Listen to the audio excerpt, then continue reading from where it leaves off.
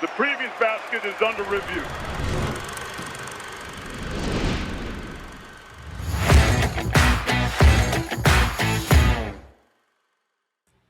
Welcome in to another episode of Weekend Under Review. That is Matthew Winick. I am Brian Rauf. We teased it a little bit last week as hey, we're kind of getting close to the start of the season. We backtracked a little bit, did some back planning, and season preview time is now. Season preview time starts now. So Winick, I'm excited to start season preview season. Oh yeah, it feels a little early, but because we are covering these exhibition games in October, we have to start now to make it in time. Once a week show, we can only cover so much. Some housekeeping to get us started. Like you said, we are going through the exhibition games once we get to those in October, breaking down not the result per se, but what to take from some of the big exhibition games that are taking place. We'll have all that for you in October, getting ready for the start of the season. November 1st, I guess, technically, because of the game in Rome, but November 2nd is when everything really gets underway. So that'll start in October. Today, we're doing the first of 7 different previews. Today is all of mid-major land. Next week is mid-major plus non-power leagues that are still traditional multi-bid leagues, right? So that's where you're going to have the American, you're going to have the A10, you're going to have the Pac-12, 9, 8, 7, whatever it is now. Have the Mountain West. All of those teams will be included next week. This week is reserved for more traditional one-bid leagues, and then the 5 weeks after that, we'll get into the power conferences, taking time to dive into one conference per episode, basically during the month of September, getting ready for those in October. Just a little bit of rundown for today, because we are going to be jumping around quite a bit because we have several conferences to talk about, and it's one of the reasons you listen to Weekend Under Review. We care about these teams as well. We know about these teams as well, particularly Winick, who does transfer rankings for every team, every single transfer. No better place, I think, to go for this kind of information than this episode, Weekend Under Review, to listen to what Winick in particular has to say on these things. We're going to talk about some of the best teams across the traditional one-bid landscape. Some teams that we have worse teams, but let's just say teams that we're a little disappointed in what to maybe expect for next season. The top players to know, top newcomers to this level, where they're moving up from lower divisions, Division 2, Division 3, JUCO ranks, maybe they're transferring down. Get you familiar with some guys there. We'll talk about some leagues with the potential to go from 1 bid to 2 bids, kind of like the MAC did last year. We'll see what happens there. Overall state of mid-majors and where things are at, that's a hot topic that will surely be brought up again many times between now and March. And then we'll each give a bold prediction related to a team or a player or something in this realm before we get out of here. So Winick, let's start on a happy note. We'll talk about best teams. I think there's, at least for me, I think there's one clear one for me, but there's several teams in the running here. So I'm curious who you considered for this. Yeah, High Point's number one. I'm assuming that's who you have first. High Point was my pretty clear number one for these, in part because of the resource advantage they have, but also just it's a proven model now across multiple coaches. But Flynn Clayman has also shown what he can do, leading the charge there, what they did last year, almost making the Sweet 16, restocked the roster with non-mid-major talent. Yeah. Very good team at High Point there.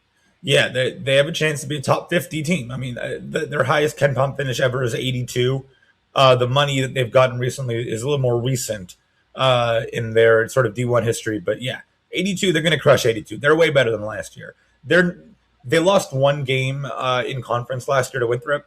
They're not going to lose in conference this year. I mean, maybe. And I do want to clarify something. We said a couple episodes ago they might go undefeated all year. They have a really tough non-con. I think they play a couple of mid-majors.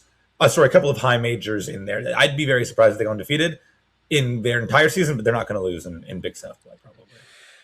They don't lose in Big South play. Flynn Clayman was very adamant. He was one of the mid-major coaches who was adamant about wanting to get a tougher schedule and having some of these teams come play them and them have the opportunity to play some of those higher quadrant games that would help their net ranking, help their analytical profile, all that kind of stuff. They went out and they did it this offseason. Again, not like a murderer's row of opponents in the non-conference, but definitely a step up from what we saw last year.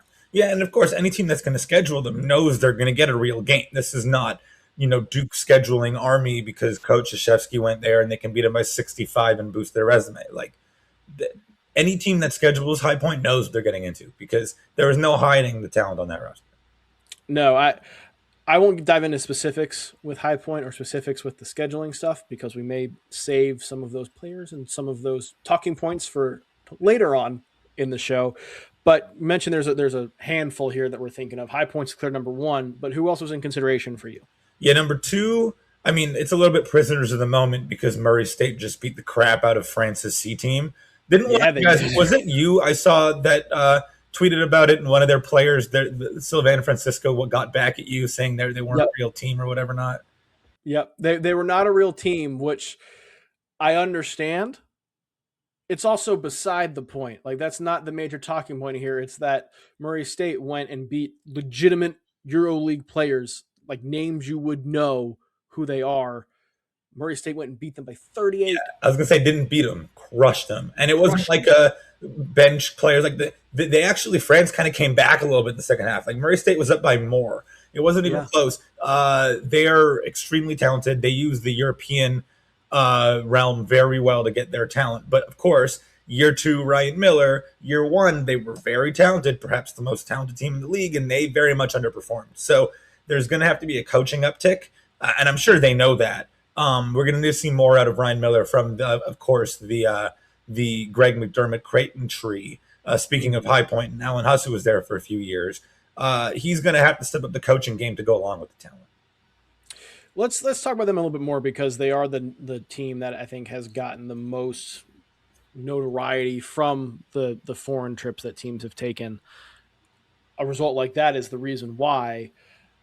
Let's assume that this translates to the regular season, right? And we see Murray State maybe not play at that level consistently, but be one of the better mid-majors in the country. Why is that the case? Who should we be looking at? What's it with their style of play?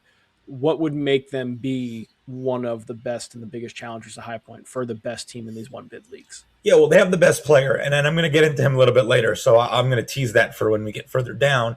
Okay. But they're going to change the way that they play. Last year they had Fred King, who transferred over from Creighton. They were playing like the Ryan Kalkbrenner deep drop Creighton style, don't turn you over, force a lot of mid-range shots, and it didn't work for them. And they're a little bit smaller. They're a little bit more mobile this year. I think they forced like 28 turnovers against that France team. They hired Tony Barbie, I believe, formerly a John Calipari assistant. He was a head coach at Central Michigan, a bunch of other stops. He loves to pressure the ball. And the 28 turnovers probably more than they had in 2 weeks with last year's Murray State team. So they're going to pressure. They're deep. They're athletic. I think that's what High Point did, right, with the Flynn Clayman. What made them so good is they dominated turnover battle because they just were so much deeper and more athletic than teams in their league. And so I would expect them to try to do that whole same thing with the turnover margin. Yeah, look, the Missouri Valley is tough. It is one of the better leagues in all of mid-major land, let alone the traditional one-bid leagues. They're going to be a league that we talk about when we talk about potential two-bid leagues, and Murray State's a big reason why I think they're going into the season as the favorite. There's a lot of good teams in that league. All right, so they were number two for you. Who else was in consideration? Because I had them at number two as well. Yeah, so there were 4 teams that I think genuinely could be the best outside of those two, High Point, Murray State, 4 other teams that I think really could be that best mid-major in all college basketball.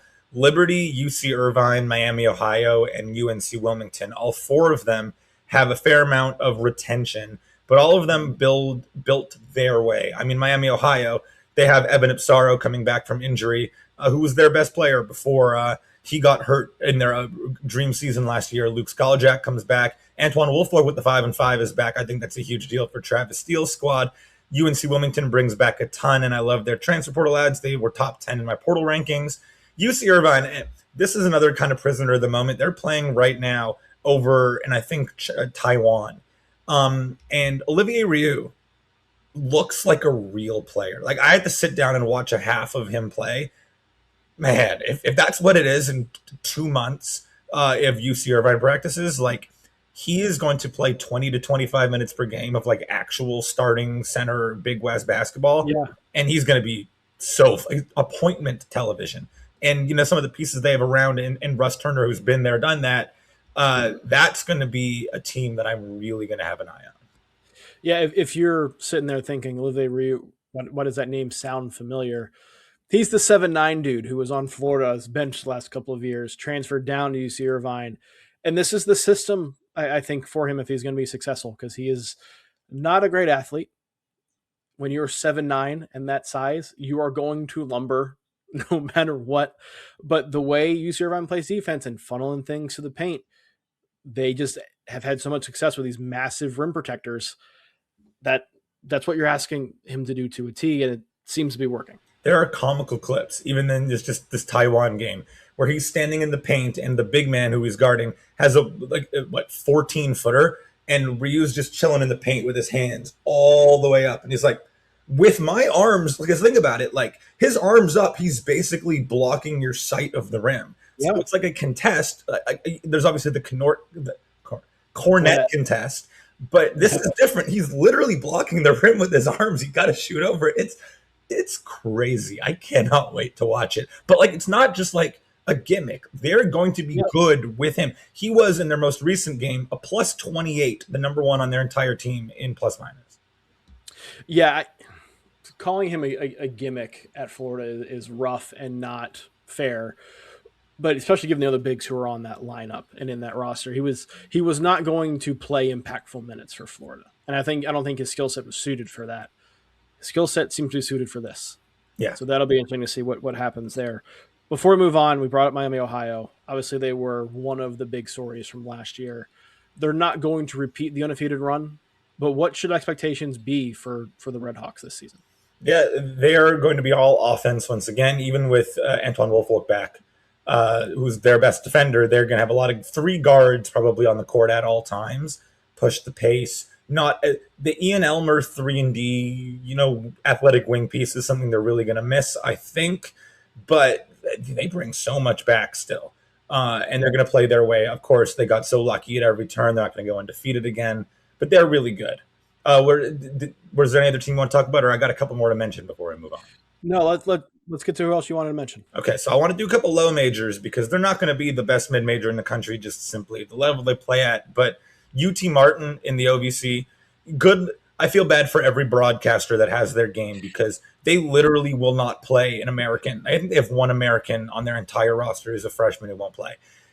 Yeah. And they're from every country that you can think of. Good luck pronouncing their names, but they're so there are Europeans on that team that would play minutes in the Missouri Valley, in the A10, in the American. They're going to be unbelievable, and no one's going to know anything about these guys. It's going to be really hard to scout. Howard and the MEAC, they won last year. They dominated the MEAC last year. They bring back almost everybody and bring in former North Carolina 4-star transfer James Brown at the 5. So they're going to be way better than last year. They're making the tournament. I'd be stunned if they didn't win the MEAC. It really surprised me. And then American, and the reason I want to mention American, I'm pretty sure they're the only team in the country that bring back literally every single eligible person to return from last season. I don't think a single person left. You either graduated or you stayed. And so in this era, they had a decent year in the Patriot League. Everybody, they brought back every single person. If you're a fan of continuity, you want to root for American. Yeah. And hopefully that plays to an advantage for them. We talk all the time, and mid-major coaches in particular hate the lack of continuity. Well, here you go. Let's see what that does. I want to talk about Tennessee State in this realm too, just from a talent perspective. Nolan Smith led them to the NCAA tournament his first season as head coach, which is a great thing for him. He's known to be reputation for being one of the better young coaches in the country. Got his first chance as a head coach, made the tournament, which was great. Brings in Tyler Johnson, brings in Ontario Morris, who is still around, brings in Aaron Bradshaw, who's also still around. Tennessee State, for playing in the Ohio Valley, has some talent that is far beyond the Ohio Valley level typically. Again, there's a lot of transfers. We'll see what happens.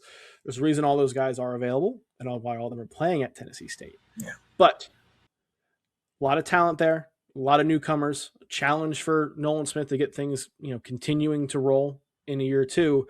But from a talent perspective, that's a team that you could hear some noise from. Yeah, something tells me not all three of them are on the team in March. That's just a wild guess. Well, we will see. We will see from that standpoint.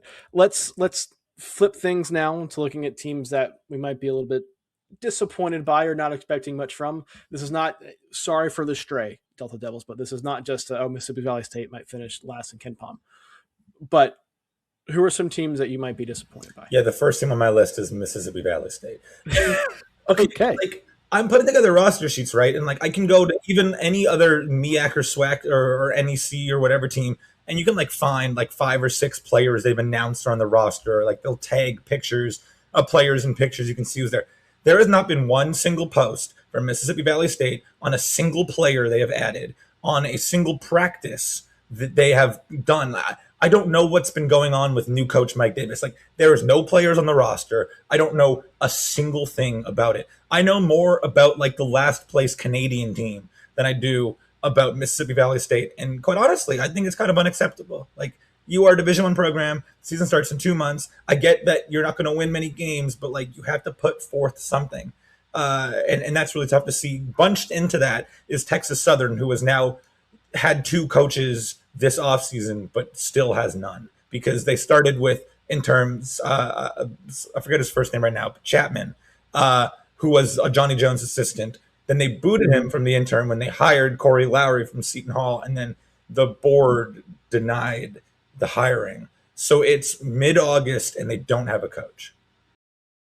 I had Texas Southern on my list for that reason. There seems to be a lot of administrative chaos there, or administrative, not dissension, but disorganization, which plays into that. I think you're seeing a lot of that. Mississippi Valley State, I'm going to give a pass to. Resources are slim. I can understand if they're being directed other places right now, but still, we are starting season preview season. We need to get some roster stuff going here, guys. We need to get some stuff going. I think that's a good shout. Unfortunately, we might see them down there again. All right, let's keep things moving here. What about players? Top players across this level of college basketball. Who do we need to keep our eyes on? So I think the single best player, and I mentioned that it was on Murray State, but Roman Doman is unbelievably talented. I cannot believe that he stayed at Murray State, that they found the money to conjure up to keep him. That made him want to stay, even if it was less than what a power conference could get him. I just, he might not be the most, he might not lead them in points per game. And there's so much talent on that roster that I'm not sure he will make statistical noise, but just what he does as like a 6'9" on-ball weapon who can get to the free throw line, finish at the rim with athleticism, shoot the ball, pass the ball, defend. He is the true Swiss Army knife. And in terms of being valuable, he would be number 1 on my list. I do have a full list of guys I'm really interested in, but he's number 1 on my list. I like that. I'm going to go with Tavari Johnson coming from Akron over to Charleston. Charleston's another team that could be in that mix to be one of the best teams at this level. John Gross is now the head coach at Charleston after Chris Mack went from Charleston to South Florida, filling Brian Hodgson's role there. Tavari Johnson was really, really good for Gross at Akron for quite a while. He averaged almost 20 a game last year with 5 assists. He's taken a slight step up in competition, but he knows the system. We know he's good enough for this level to drop 20 and 5 on over 50% shooting, over 37% from 3. He is going to be the engine that runs that team. The CAA is going to be pretty good again. Probably a 1-bid league again, but that's a league that's very, very fun at the top in particular. Them and Wilmington. Towson always seems to be in the mix. That'll be a fun team to watch.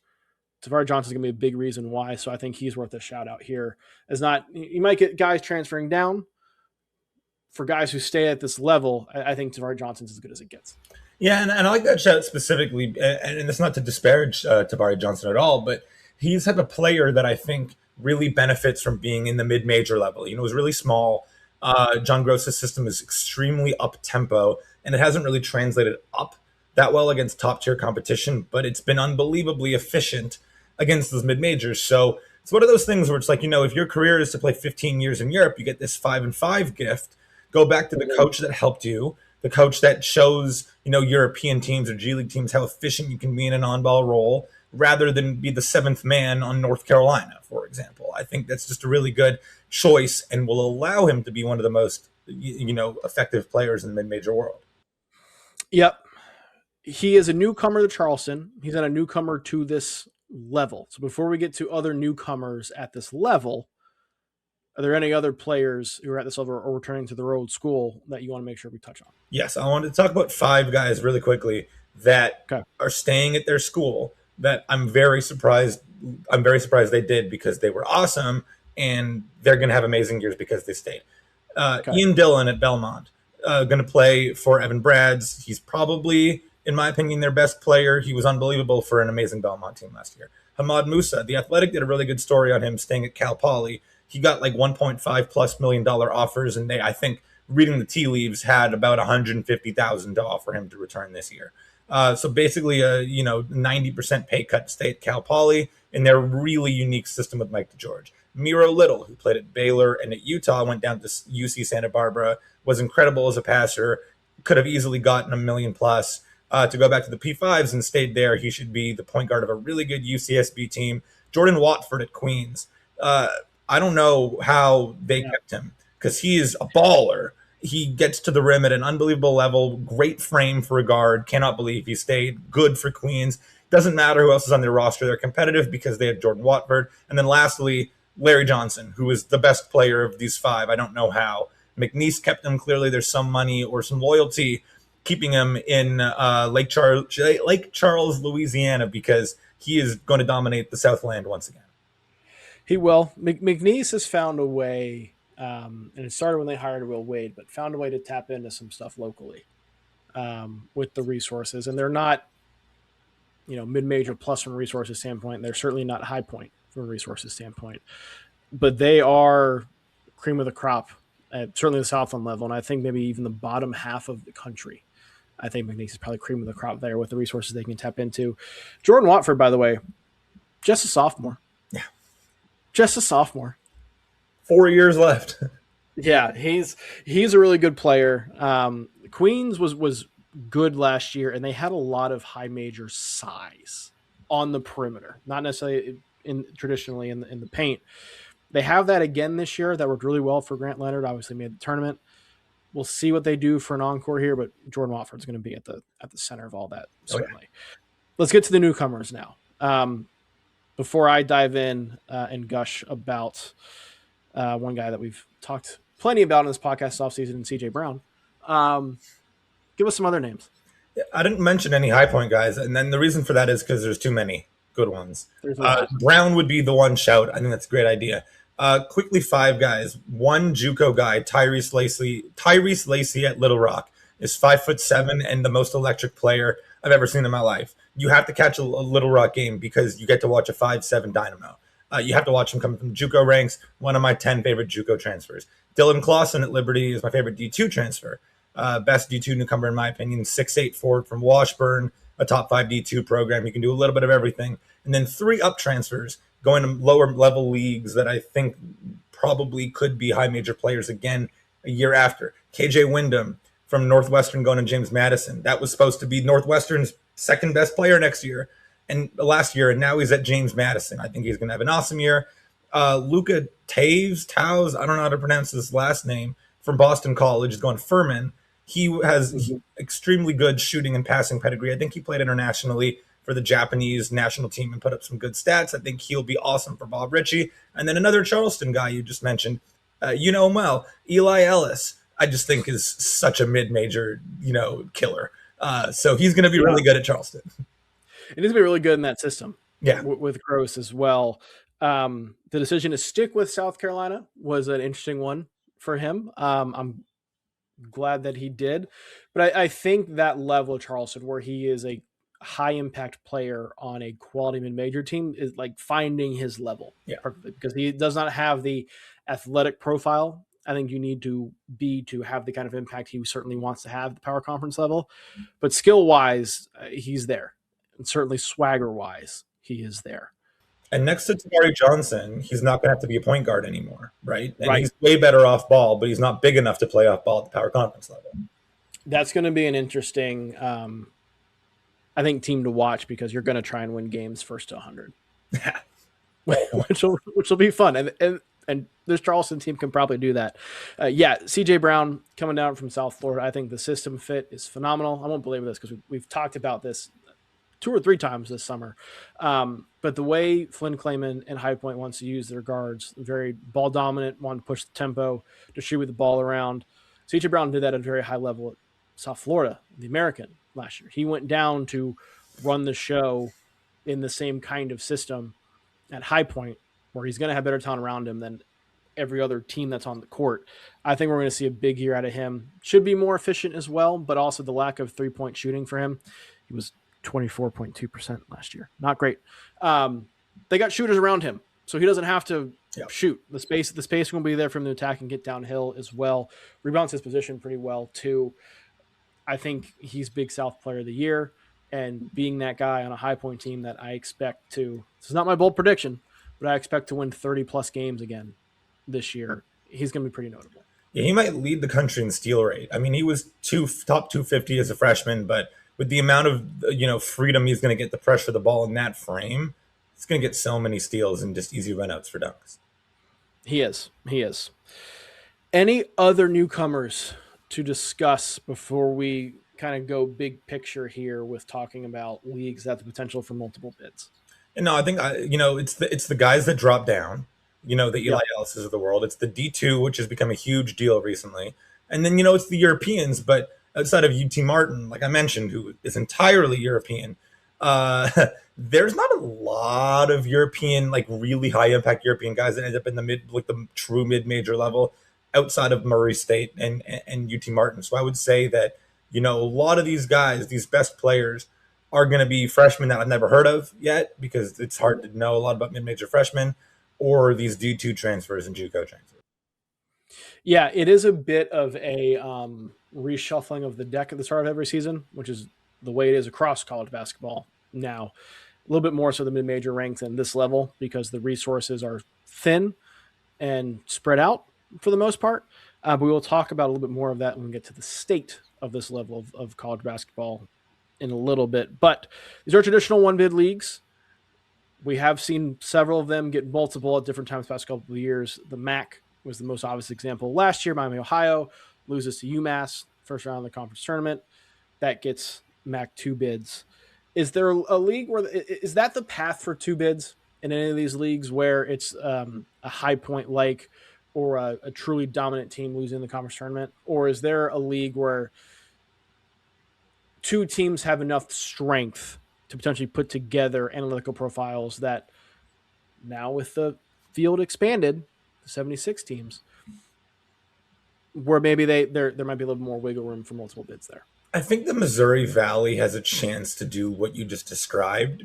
First of all, I just want to point out the Missouri Valley is in a really weird place where it's like, yeah, we could probably group it in with the A10 and the Mountain West. Like they deserve to be in that conversation. But I would say that they don't necessarily have as many resources as a whole than, those other leagues, generally speaking. But it is, in a way, they're in a very weird middle place. I know one time I included them in a preview where they were in the true mid-majors and a lot of them got offended. This is a compliment. I think that you definitely have the best chance of this group to have 2 teams. I mentioned Murray State, but like Belmont's can be really good. Illinois Chicago brings back a ton from a team that was red hot down the stretch last year. Illinois State still has Johnny Kinziger and Chase Walker. Bradley's always competitive. Valpo brings back a lot. Like, there's a lot of good teams in this league. I would say that they're number 1 on the list of what you described. I think so too. Again, this is highly unlikely. We're not projecting that this is going to be the case, but whenever we're talking about this, I think that's important to know. The Sun Belt has traditionally been where I've gone for this, for the true 2 bid. Because the Sun Belt, like you mentioned James Madison before, multiple teams in this league have high-level resources. James Madison being probably the forefront of that. Multiple teams in this league have good resources for this level, and you see a lot of that on the football side. But I don't know if I feel that way with the Sun Belt this year. It's been incredibly even the last couple of years, and that has hurt them. This year, I don't think the top end is where it has been the last couple of years. Some of that's coaching turnover along with the player turnover. Fun league to follow, but I wouldn't consider them part for this. Yeah. I think the best chance probably is the Missouri Valley. Again, for true two bid. If you are doing the really good team that then loses, I would go CAA. Yeah. Honestly, because I think you get in a scenario where Charleston or Wilmington is at that level where they win 27, 28, 29 games, lose in the semis to a Towson or even like a Delaware. Some of these teams that have popped up, and they get 2 bids in. The Big South is another one, but I don't expect High Point to lose in that way. I think the CAA is that version of what the Sun Belt used to be for me, where there's a lot of really good teams, but they're not going to have the strength of schedule to put up the resume and the analytical profiles you need to make it. But they're good enough teams to beat the really, really good teams in the league without it being a truly major upset. I think the CAA is the sweet spot of that for me. For sure. I would say they're my second choice as well. A shout out to the MAC as well. I mean, obviously it happened last year with Miami, Ohio. Akron falls off a little bit with John Gross gone, but the issue with the MAC, it's not the issue with the CAA, is the bottom of the MAC got way better this year, where there's no like, you can just easily find your way to a 2-loss or a 1-loss MAC season, because Western Michigan got way better with Kahil Fennell. Eastern Michigan got way better with Billy Donlin. A bunch of these programs really stepped up at the bottom of the league, and it's going to be really hard to get easy wins, and you need easy wins. And then the last league I'll shout out really quickly is the Ivy, just because the retention that they have in a true, we are at I think the pinnacle, the peak of just transfer movement. I think that things will start to get a little bit better moving forward with this 5-5, but those teams they're all the same. Columbia is the same. Princeton's the exact same. Yale's very similar. Penn has a lot of Harvard's identical. Like, it's possible one of those teams just has a magical season and a second squad can win the Ivy tournament. Yeah, 100%. I mean, that'd be a big boon for the Ivy, where there's been really good basketball played, really high level basketball played. I realize I said Delaware with the CAA because I'm thinking back to the run they had a couple years ago. Delaware is now in Conference USA, thanks to football, obviously. Love conference realignment. Also, how do you feel about the United Athletic Association or the United Athletic Conference? Excuse me. It's going to be fun league. United Athletic Conference. Part of conference realignment is new leagues get created. The WAC got changed to the UAC, and there's a couple of new teams in there.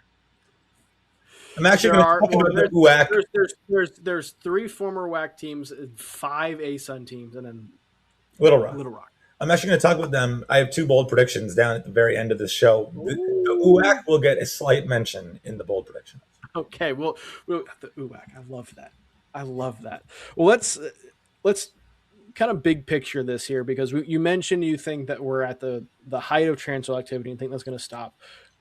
I think that has disproportionately impacted mid-majors. That's not a unique thought. That has been a talk point the last couple of years.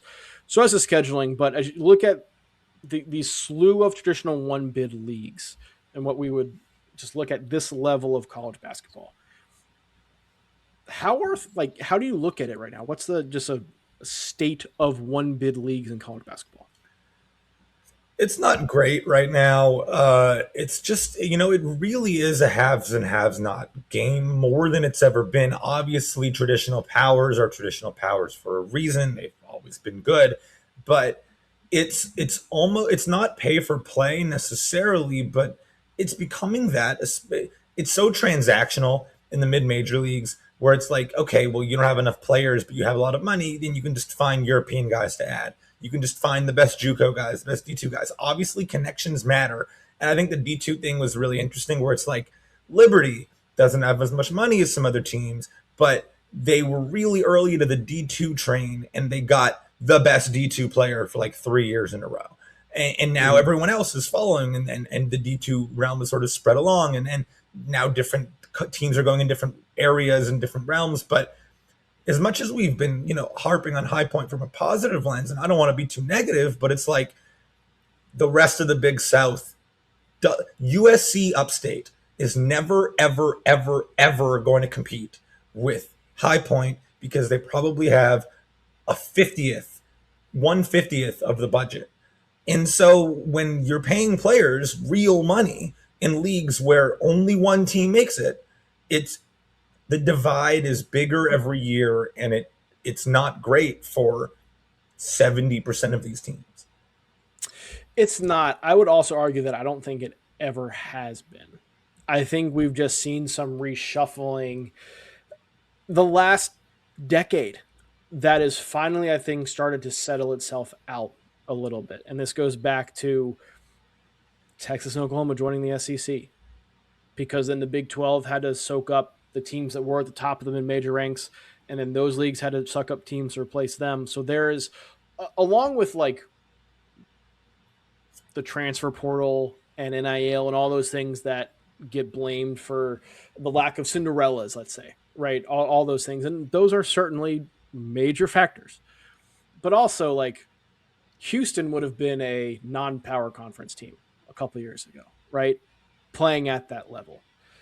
I know Gonzaga's not, because they kind of just went WCC to Pac-12, but Cincinnati was sitting there in the American, they're a Pac-12 team, right? UCF, I'm not really going to count, but yet you had these like peripheral teams and peripheral programs that had committed a lot. Like, look at Wichita State and Butler are great examples of this. Like, they were traditional one bid teams decade and a half ago, and now they're, Butler's in power conference. Wichita had been the forefront of the American. They've starting to find their way again.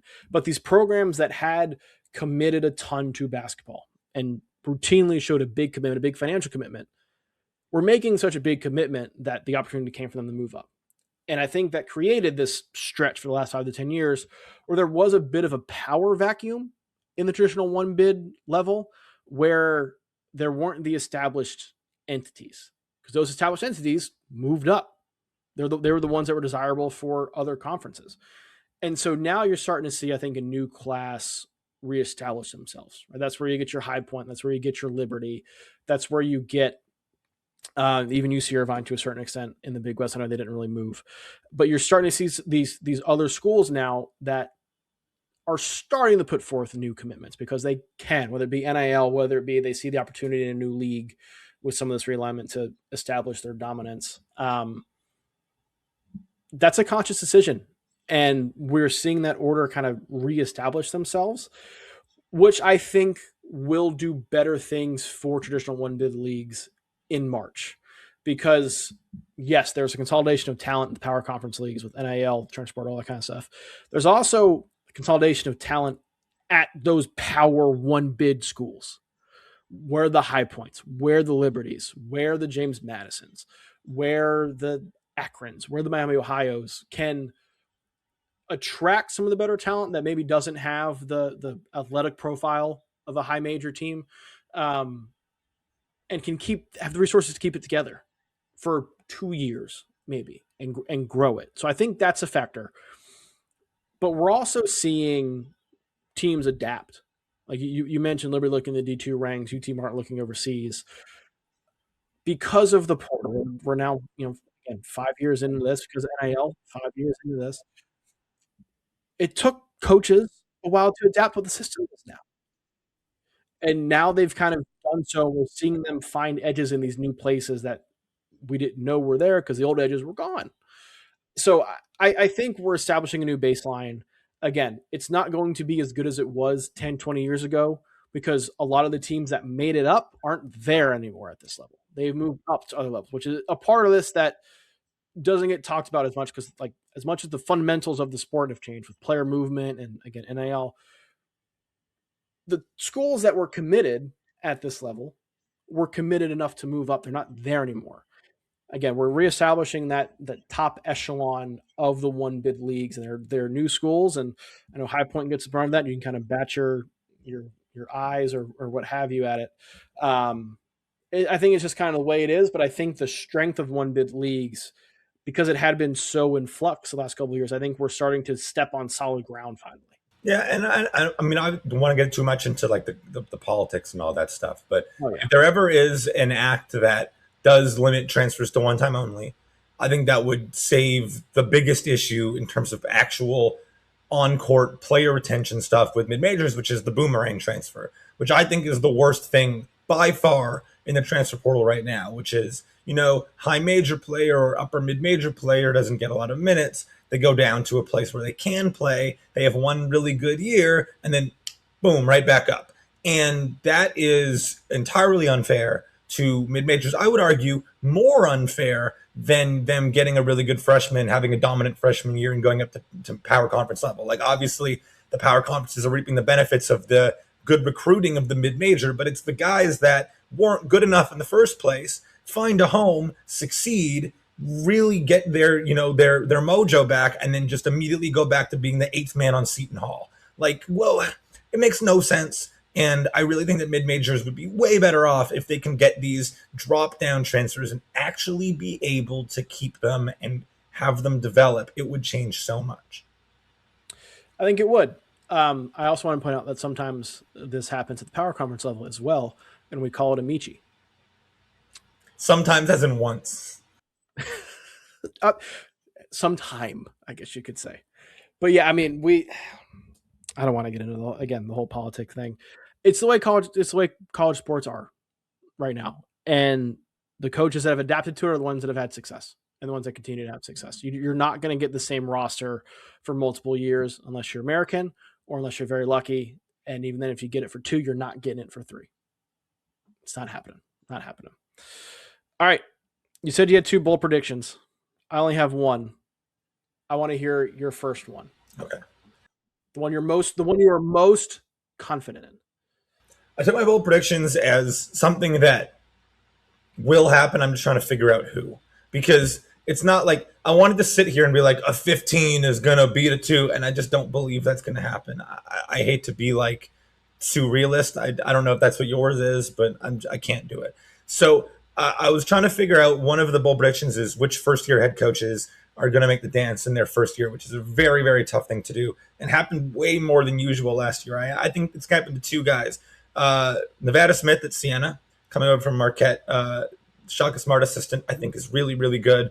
Their roster is smart in their first year. I think they win the new Metro in their first year. And then Chris Wright at Alabama State, Joey Dwyer from Basket Under Review, an amazing colleague of ours, did a terrific. He's done a lot of really good articles. I think it was his best article on Chris Wright and his insane rise in college basketball coaching. I think he gets Alabama State there in year 1 in the SWAC. Their roster is terrific, and he seems to be terrific. Siena and Alabama State. Okay. All right. Mine was going off of what you said. Of course. Cinderella. I think Cinderella's back this year. We're having a team seeded 13 plus in the Sweet 16. No. Yes. Yeah, I think there are multiple factors that have played into the lack of Cinderella the last 2 years. Transfer portal being one of them. NIL being one of them. That's certainly been a factor. Didn't go away. They didn't go away, but the stud freshman went away. The stud freshman went away, and the 5-5 rule, I think, helps mid-majors and traditional one-bid leagues more than the power conferences. So let me touch on the freshmen first, because we had 2 years of generational freshmen. And last year was obviously like the best class of freshmen that we had seen. But the year before that was the Cooper Flag, Dylan Harper year, where you had a ton of really good freshmen playing on really good teams, making high impact plays in NCAA tournament type games, decision changing games. Go back to last year, right? Because last year was the year we had Cinderella is dead officially, right? If Duke has just Cam Boozer instead of Caden and Cam, they lose to a 16 seed. And then we're not talking about that because suddenly then Siena is Cinderella, right? If Arkansas doesn't have Darius Acuff, high point in the Sweet 16. That's a lot of mental gymnastics. There are some mental, but like you can think. I have the bracket on the wall here, but you can think back to situations that were close for a number of these teams where freshmen made difference-making plays over and over and over again that kept lower-seeded teams, mid-major teams, from advancing. Maybe in the regular season picking up wins that would have been huge for them. These freshmen made game-changing plays, made season-altering plays consistently. What happens when freshmen go back to playing like freshmen? and the guy for Duke makes a mistake, or the guy for Illinois is not going to have freshmen. The guy for Kentucky makes a mistake. The guy for Arkansas makes a mistake. Suddenly, those are going to be punished more by the veterans that are still at the mid-major schools. I know that the continuity is not there, but the veteran presence is there. That's where the 5-5 comes in.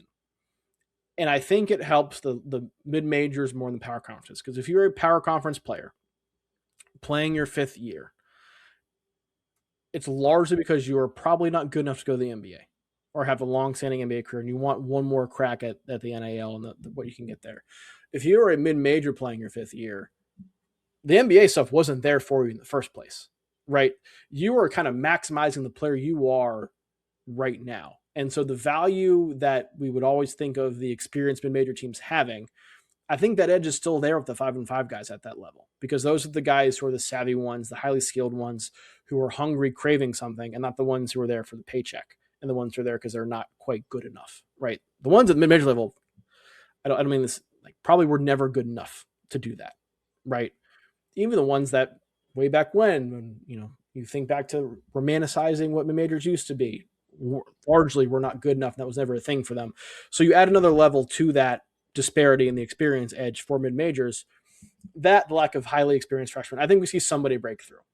It's probably a High Point. It's probably a Charleston. It's probably somebody like that.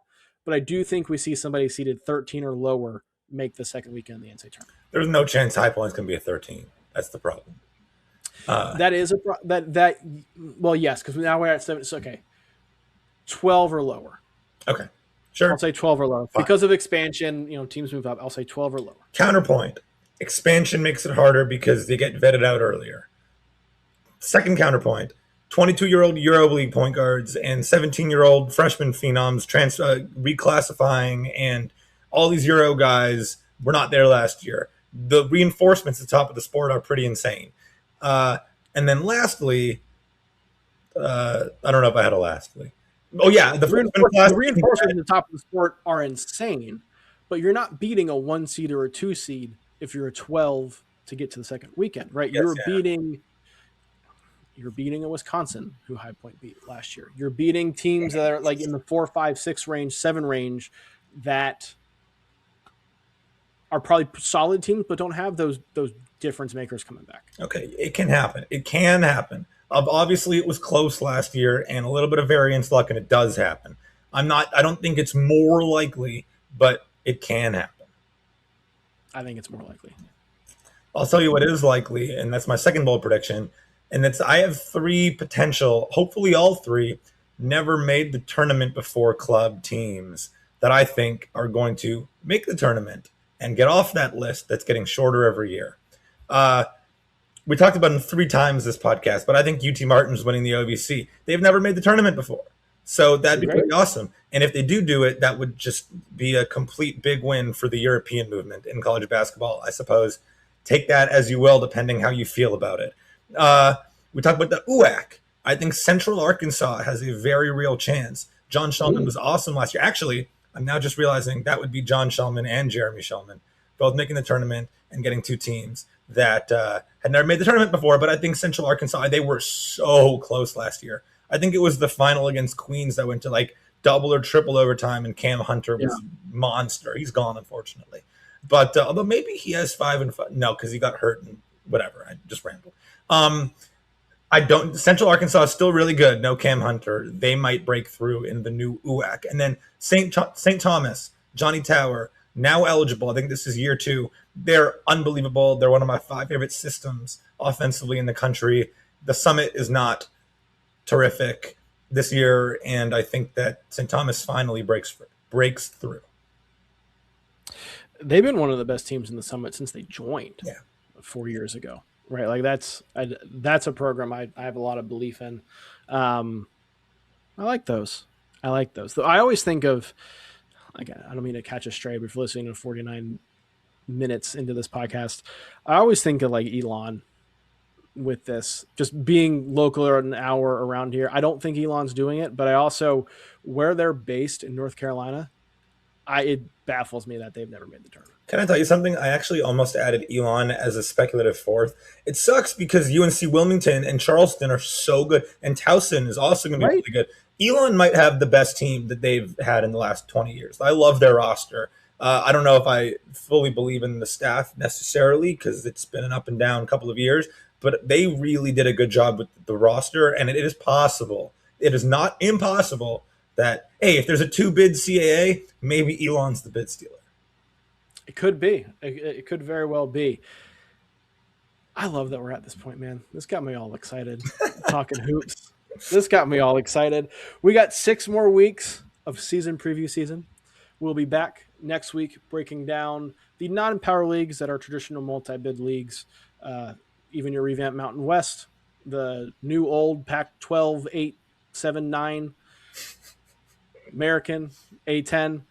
There's one I'm forgetting, I know as well, but that's going to be big 5 leagues there, and then obviously the Power 5 after that, and then exhibition season. Can't wait to get into it. Oh, yeah. Matthew Winick, I'm Brian Rauf. Thank you all very much.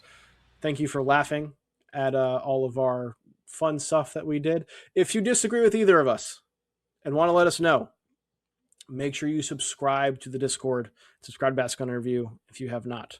Doing so gets you access to the Discord where you can tell us how wrong we are about our bowl predictions, yell about your favorite team that we did not talk enough about or did not talk about at all, that we're dumb for talking about some team. Do that in the Discord. You can only do that with a subscription to Basket Interview, which is also, you also get access to all the premium content on the website, basketinterview.com. Make sure you get that subscription if you have not. We'll talk to you next week.